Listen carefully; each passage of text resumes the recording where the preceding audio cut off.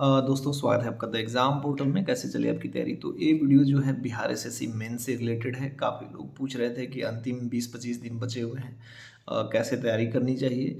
Bihar SSC mains की तिथि को निर्धारित कर दिया गया है अगले महीने में, जुलाई में 23 जुलाई को इसका एग्ज़ाम होना है। बीच में कोर्ट में भी कुछ विवाद हुआ था, हलफनामा दायर करने को कहा गया है, हालांकि वो मतलब इससे इतर है। अब आपके पास तैयारी के लिए बचे हुए हैं 20 दिन, 20 दिन 22 दिन बचे हुए हैं ना, 25 दिन मान के चल सकते हैं, लेकिन इसको मैं 20 दिन मानूंगा। देखिए, जब हम लोग बिहार एसएससी के लिए शुरू में बैच चला रहे थे तो मैंने कहा था कि जो लोग प्री पास कर जाएंगे उनके लिए 70% रिजल्ट क्लियर है। तो एग्जैक्टली अभी भी मैं उसी बात पर टिका हुआ हूँ। 70% आपने एग्ज़ाम क्लियर कर लिया है। अब कंपटीशन थोड़ा सा टफ है, लेकिन मेहनत आपको उससे भी ज़्यादा करना पड़ेगा। होप कि आपने मेहनत किया होगा। अब उस मेहनत को अंतिम रूप देने का समय आ गया है। यदि अभी भी आप 20 दिन 25 दिन बहुत ढंग से 10 से 12 घंटे आपको पढ़ना चाहिए। हालांकि कहना बहुत आसान होता है, लेकिन जब आपको रिजल्ट चाहिए होता है, आप बेरोज़गार हैं, नौकरी चाहिए होता है, एक अच्छा जॉब की चाहत होती है, तो करना पड़ता है। हम लोगों का तो हो गया है, हम लोग नहीं कर पाएंगे, लेकिन कह सकते हैं कि 10-12 घंटे, लेकिन 10-12 घंटे की पढ़ाई होती है। और यदि आपने इस 20-25 दिन में इतने घंटे भी किया तो आपको रिजल्ट में ड्रास्टिक चेंज देखने को मिलेगा। 30 से 40% आपका इम्प्रूवमेंट होगा। हम लोग के यहाँ से भी जो हम लोगों ने ग्रुप चलाया था उसमें 10,000 से ज़्यादा स्टूडेंट थे। लगभग काफ़ी स्टूडेंट्स का रिजल्ट हुआ, 500 से ज़्यादा ही हुए होंगे, लेकिन हम लोगों ने कभी ये नहीं लिया। मेन उस हमारे ग्रुप का जो पर्पस होता है कि यदि आप पढ़ना चाहते हैं, वाकई में मेहनत करना चाहते हैं, तो हम आपके लिए मेहनत करते हैं, स्ट्रेटेजी बताते हैं और आपको पढ़ाते हैं। वही एक बेस्ट तरीका है।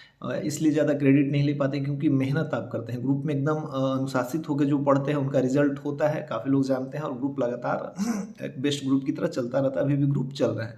बिहार एसएससी के बारे में कोई ग्रुप नहीं चल रहा है। काफ़ी रिक्वेस्ट आए थे, लेकिन मैंने कहा था कि अंतिम समय में है, सेल्फ स्टडी कीजिए और कुछ चीज़ों पे फोकस करिएगा, जिससे कि आपका रिजल्ट पॉजिटिव होगा। जितना आपने पढ़ा है उससे ज़्यादा एक एक स्टेप आगे बढ़ेगा तो आपको हेल्प मिलेगा और उसमें रिजल्ट के चांस बनेंगे। 3-4 चीज़ों को मैं बताना चाहूँगा अपने अनुभव से।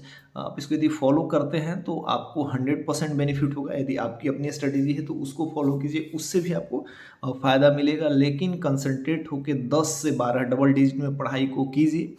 इसका फ़ायदा आप 23 के बाद 2-4 दिन 5 दिन आराम कर सकते हैं ना, जिसके लिए भी से आपको अपने आप को झोंक देना होगा। सबसे पहले क्या करना है कि मार्केट जाना है। हमारे यहाँ भी ऑनलाइन लगता था, लेकिन मैं अभी किसी को सजेस्ट नहीं करूँगा, कोई ऑनलाइन सेट नहीं लगाना है, कहीं भी नहीं लगाना है। एक मार्केट से सेट लेके आइए, रुकमनी का लेके आइए, लुटेरिया का लेके आइए, किरण का एक लेके आइए, 25 का मान के चलिए, जिसमें 25 सेट हों, जिसमें हर सेट को आप एक दिन के हिसाब से लगाइए, उसको एक्सप्लेनेशन कीजिए। 2.5 घंटे आपको सेट में देने हैं। बनाने में तो हमको लगता है मुश्किल से 1-1.5 घंटे, 1 घंटे में बन जाता है। जिनका मैथ रीजनिंग अच्छा हो तो और भी जल्दी कर देते हैं, लेकिन एक्सप्लेनेशन बुक से करना है, खुद से करना है। जो चीज़ें कम है उसको पॉइंट वाइज नोट करना है। 2-2 पॉइंट भी यदि आप नोट करते हैं तो आपके 25 सेट में से कम 15 से 20 प्रश्न ऐसे होंगे जो आपको आता नहीं होगा, एग्जाम में आ जाएंगे। रुक्मणी का यानी प्लेटफॉर्म का, एडुटेरिया का यदि मार्केट में है, किरण का, इसमें से एक सेट उठाइए और कुछ मत उठाइएगा। ज़्यादा किताब एक करते रहेगा, 15 जुलाई तक आप किताब के चक्कर में पड़े रहेंगे, पहली बात।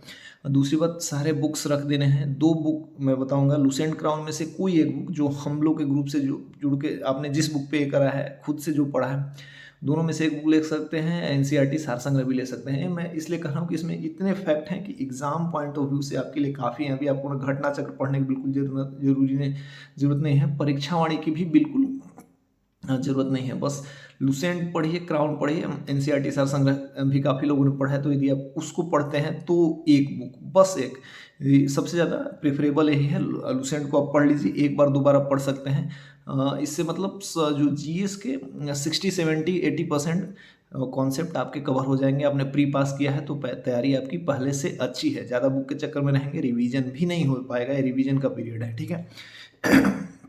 करंट अफेयर्स पे फोकस करना है। 10, 12, 14, 15 इतने करंट अफेयर्स होते हैं। मार्केट में स्पीडी है, एडुटेरिया का नया एडिशन आया है, उठा लीजिए उसको।